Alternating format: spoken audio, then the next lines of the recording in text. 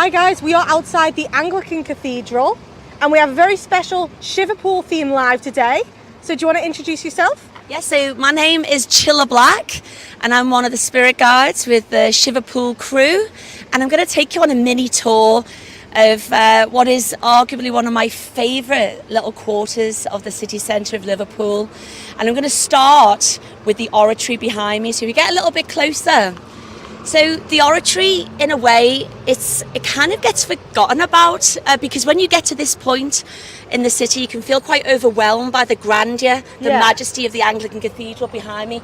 And this little chapel here gets quite sort of overlooked. But beyond these spiked iron fences, we have indeed the Oratory that was designed by John Foster Jr. It opened in 1829 and it was a chapel of blessing, a place of prayer and reflection for the deceased, who would then be buried in the deep dark depths of the necropolis beyond. Now, so John Foster was really quite he actually went to Greece on numerous occasions and worked on ancient Greek sites, and he was so enthralled with it that he brought a lot of those ideas back to Liverpool, and he designed the Oratory that you can see in front of us. Now, it looks rather severe and solemn. You know, it's got no windows, it's got a little skylight at the top of the roof space, so it looks quite kind of, I suppose, mournful. But if you look closely, a little sort of hidden aspect to it, there's like a metal pole sticking out of the ground. Can you see that? Just in front of it, and on top you should be able to make out a tiny bird, like a life-size bird. So it's one of my favourite pieces of street art, and it was designed by Tracy Emin, who won the Turner Prize many years ago for the unmade bird. She had quite an affinity with Liverpool, did Tracy, and with our emblem, the city emblem being the liver bird, she thought it fitting perhaps to create a little bird here. But I think for me, the point is that when you get to here, you probably wouldn't notice a little bird perched on top of a pole like that because you're so overwhelmed by the majesty of the Anglican. But on that note, let's get a little bit closer to the Anglican Cathedral itself. Follow me this way.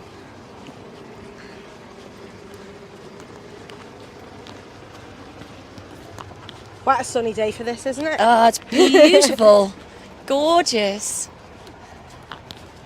So as we get closer to the church, you can see it's definitely one of Liverpool's highlights in terms of the tourist destinations in the city. And if you've never been here, you really must go. And it's free to enter, and it really is awe-inspiring. It's absolutely fantastic. You can go to the top of the tower as well for a small fee, and obviously I highly recommend you do it. But the Anglican Cathedral is quite often described as head and shoulders of the city. It's the biggest cathedral in Britain, fifth largest in the world. The foundation stone was laid in 1904, and it was designed by an architect called Sir Giles Gilbert Scott, who actually didn't even see its completion. So he died before it's completed, which is really sad. He's actually buried within the grounds just beyond these iron gates here with his wife. But Sir Giles Gilbert Scott's actually famous for designing many things around the country. Some of the audience at home will be familiar with them. The Battersea Power Station in the capital, the Turbine Hall, now occupied by the Tate Modern. But by far his most famous work was the iconic British telephone box. And if you do go inside the cathedral, you'll see his smallest work inside of his largest. So it is an amazing place to visit, and so much history, and it's actually nice and cool inside on a hot day like this. So but we're not going to go into the cathedral tonight, or rather today. We're going to go into a place down in the depths, in a sunken old quarry. So watch your step, tread lightly, and follow me this way.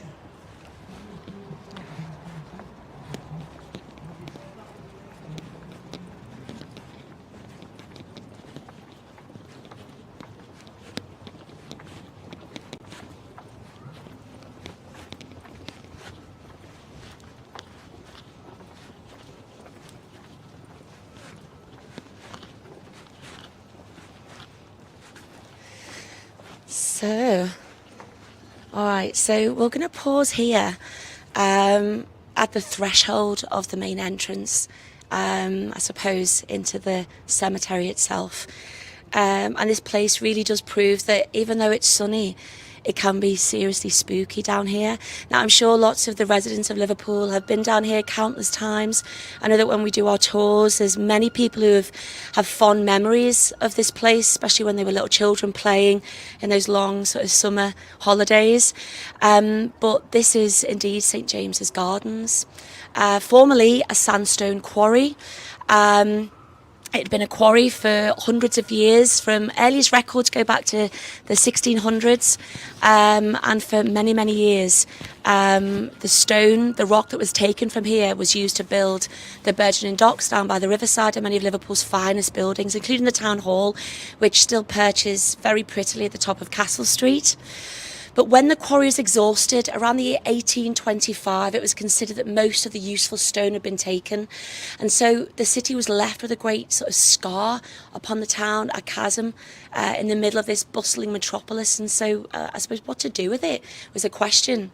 Interestingly, the Low Hill Cemetery in Everton was becoming overcrowded, and the managers of that site declared it's difficult to bury a body without disturbing another corpse. And so it was decided then that Liverpool needed a new cemetery to bury its dead.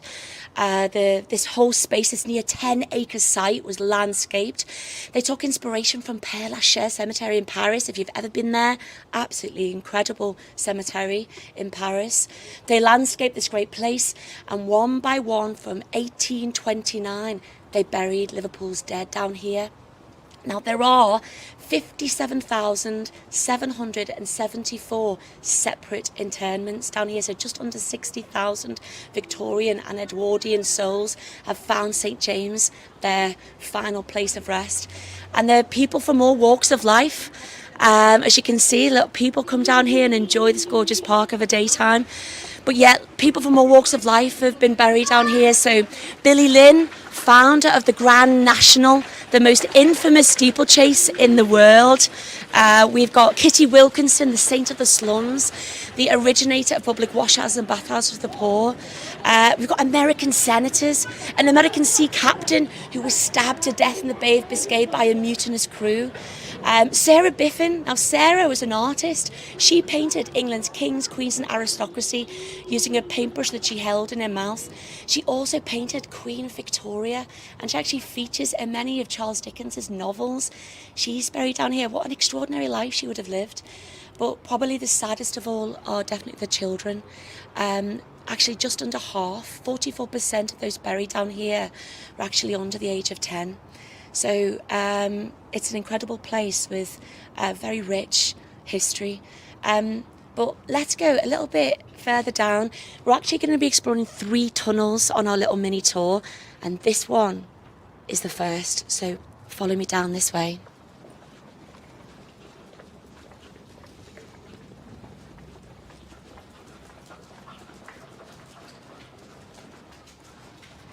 Okay, so this is by far one of the most infamous little tunnels in this site, and it always gets remembered, and you can see why, because it has an astonishing sort of vibration to it, and energy to it. It's very, very spooky.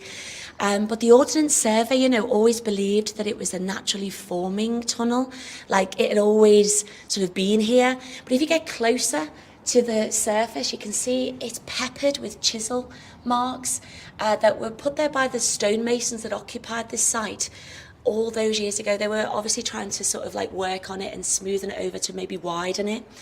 Now, they do say that if you pass through a naturally forming tunnel, whether that be through stone or a tree, that it gives you a spiritual cleansing. So Alice and the audience at home, you'll be very safe, I think, once we've finished our little tour.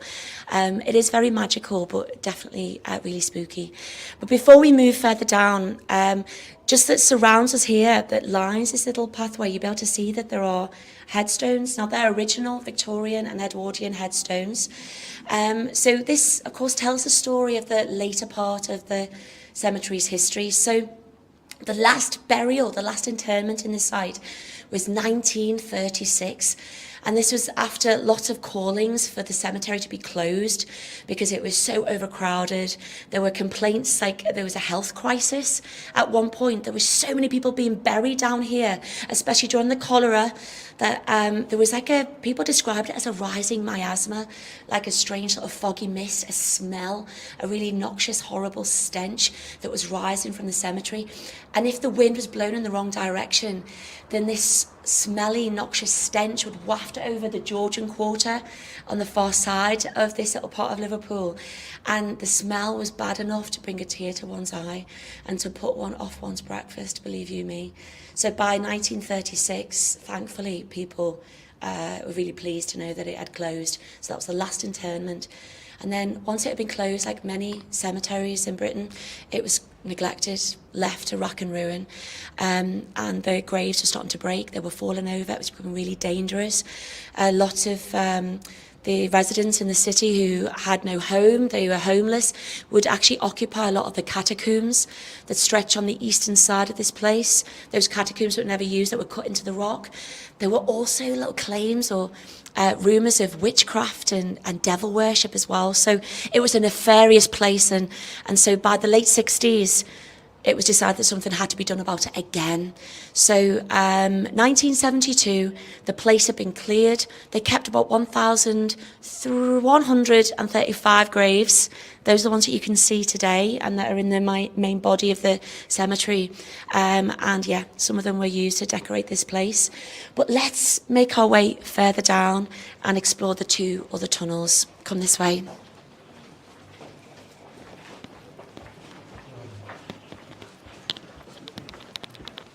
Hello. Hi.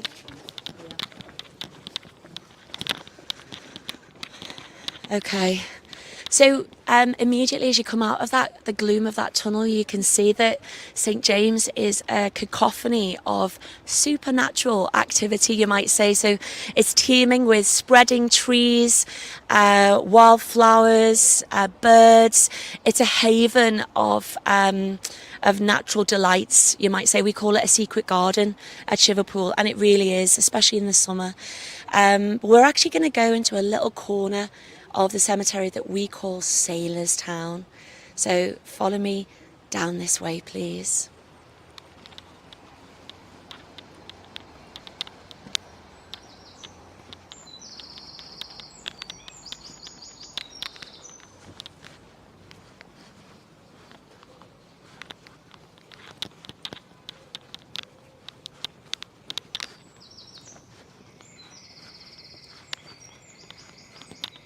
There we go.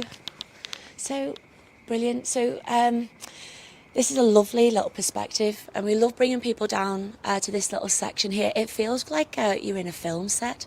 A lot of the time it's just beautifully surrounded by really interesting features. And as promised, directly in front of me here, we have the second of the 3 tunnels that exist here. So this one was, I suppose, the second one to be formed. This was used when this place was a quarry, when it was in use, and this would have been a subterranean passageway through which the resources from this near 10-acre site would have been taken out into the world to build the burgeoning docks and to build many of the buildings that I mentioned before.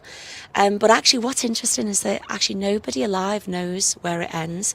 It's quite a mystery. It's a collapsed quarry tunnel, and it was there's a lot talked about it when the surveyors of the land were looking to build the largest cathedral in the country that's towering over us now. So they were a little bit disappointed to find this collapsed quarry tunnel running right the way through the bedrock here, and so they had to ask the architect to tweak his designs ever so slightly and to shift the positioning of the cathedral a little as well to accommodate this collapsed quarry tunnel, which he did. And of course they went ahead and they completed the build of the cathedral. The tunnel then was largely forgotten about. It was bricked up and caged in. Now there are all sorts of rumours and stories left by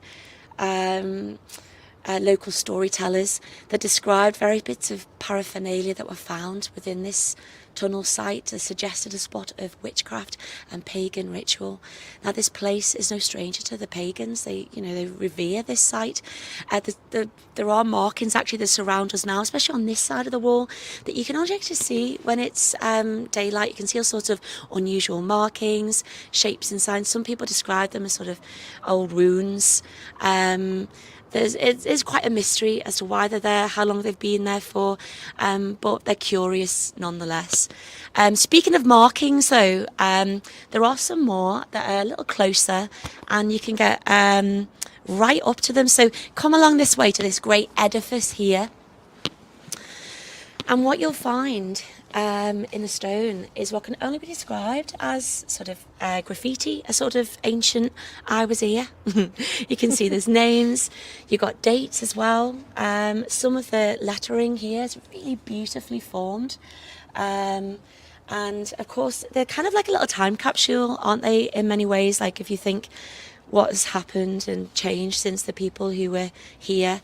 It's quite an extraordinary thought to reflect on that. But the markings continue right the way down. So if you follow me further down, you can see the old ivy roots clinging to the walls. You can also find there are like lines scored into the stone that would suggest perhaps like a moving vehicle of sorts, moving boulders in and out of this place.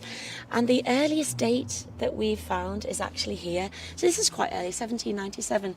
But even earlier is this one, which is 1727. Now, what is interesting, and me and Indiana Bones always like to mention this, is this little bit of graffiti here. Now, some people, might not be too pleased about that, given how old this is. But actually, it's important, just as important. So Terry, Clodagh and Jim, from the 17th of July 2022, were here just as AS was back in 1727. But yeah, it's sort of been put there by a Sharpie pen as thoughts. But yeah, it's a nice little reflection to think of us. We've all got our own little chapter on this bonkers planet, haven't we? So it's nice to sort of see that. But if we come a bit further down, and actually we look a bit further up at the top of the edifice, there's a recurring pattern. And there's lots of stories that are spoken about this sort of trident, like sort of like a fork-like shape, because there's lots of them in the stone. There's some that say that it was a coat of arms of a king from the Isle of Man. Some believe that the little trident represents the 23rd letter of the Greek alphabet, which for your viewers at home, some of you may be familiar with it if you've got a specialism in this sort of thing. But it's some people say it's the 23rd letter of the Greek alphabet that represents parapsychology, or you might be more familiar with the word necromancy, sort of speaking to the dead, those extrasensorial perceptions that we may well have to speak to those on the other side. So who knows who put them there, why they were put there, but they are, like I said, they're really quite curious nonetheless. So we're moving slightly closer into the darkness, hopefully, of this place. Of course, the most northern spot, here we are in the corner, and you can see an old tunnel that's been bricked up. It was actually bricked up in 2002. The tunnel would have gone right the way through that piece of land, meeting Upper Duke Street and Rodney Street. Indeed, this was meant for hearse traffic. So when this place was transformed from the old quarry, it was landscaped into the necropolis, the city of the dead, the dormitory of the dead, and this would have been the main entrance. So in its height, there would have been about 9 funerals every single day, and the horses with their hearses and the plumages, and you can imagine the solemnity of these events would have come through that tunnel and then of course vanishing down to the deep dark depths of the cemetery beyond. Many people describe the time slip here. There's quite a few time slips in Liverpool. There's one marked on Bold Street, another at St Luke's Church, and many of the homeless that share their stories with us and have done over the years say that they've sometimes heard the grinding sound of a wheel beyond that wall. Some of them have even said that they've seen the spectral images of glossy black horses melting through the wall and then vanishing into the night, into the darkness of the necropolis beyond. And like I said, 9 funerals every day. This place would have seen a lot of sadness. So where does all that energy go? Who knows? But to finish us off, Alice, I've got one little spot I'd like to show you. Also, follow me this way. And we're coming to this little memorial here. Now, some of the audience back at home may be familiar with this. It was quite a famous, infamous tragedy. And this memorial is for 2 people, but there's only one body buried in this pretty plot of land. So the memorial says Mary Allen, who was just 46 when she died, and a young son, Ernest Allen, who was tragically just 15 years old. Now, the Allen family actually lived on Slater Street, which is famous, of course, for the Jacaranda Club. But it used to be residential, and the Allen family lived there. They also had a cottage on the Isle of Man. So the idea was that they go to the Isle of Man for a little holiday, a little break, and then they come back to Liverpool and crack on with their working lives. But Mary Allen and her young son Ernest boarded the SS Ellen Vannon, which is thought to be the oldest little steam packet in the fleet. She left the port of Ramsey on December 3rd, 1909. Despite the many warnings that it was a turbulent sea out there, the captain disregarded these naysayers and he carried on with the journey. And as the SS Ellen Vannon passed the Irish Sea and reached the Liverpool bar, it was ensnared by a terrible storm. The waves were more than 15 metres high, and within 30 seconds, according to the lookout on the Wirral, the little boat was consumed by the waves, and I'm afraid everybody died that night. Nobody survived the tragedy. 3 bodies were finally washed up on the Liverpool Bay, and one of those bodies was young Ernest. So he is buried in this pretty plot of land here, but his mother, I'm afraid, was taken by the ocean and never to be seen again. Now, they were really quite surprised how quickly the boat sank, so they sent a deep-sea diver down to investigate, and what he found was really very chilling.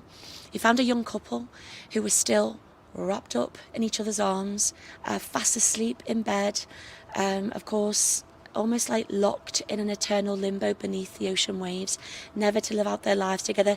I think they'd only just been married as well, which was really, really sad. And they found an engineer that was trapped in the boiler room. But yeah, really terribly sad, a real tragedy. But it really touched the hearts of the people in the city, and actually a band called the Liverpool Spinners created a song, and I'm sure lots of the people at home will be familiar with it. But our very own Indiana Bones, the talented gent that he is going to sing a verse of this famous song for us this afternoon. So, Indiana, take it away.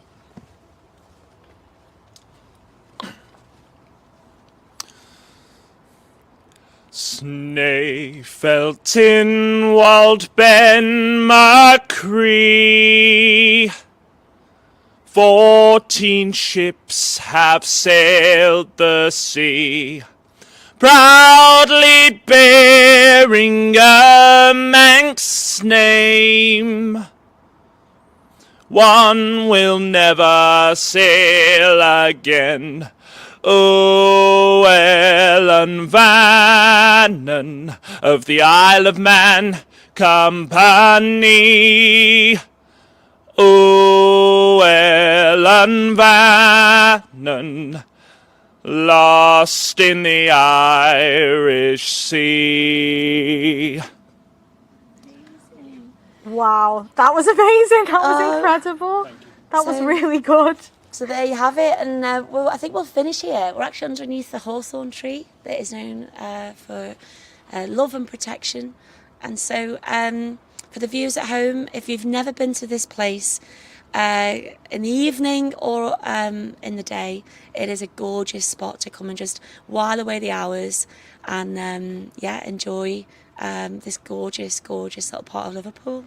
Yeah, thank you so much for taking us on this tour. I mean, I'm sure the people at home are desperate to come down and have a look now. I feel like we've learned so much on Oh, good. only 20 minutes, but thank you so much, and thank you for the incredible song. I really felt that one, and that was you're incredible. welcome. And hopefully we can have another live soon. But for now, guys, thank you so much for watching, and we will see you on the next one.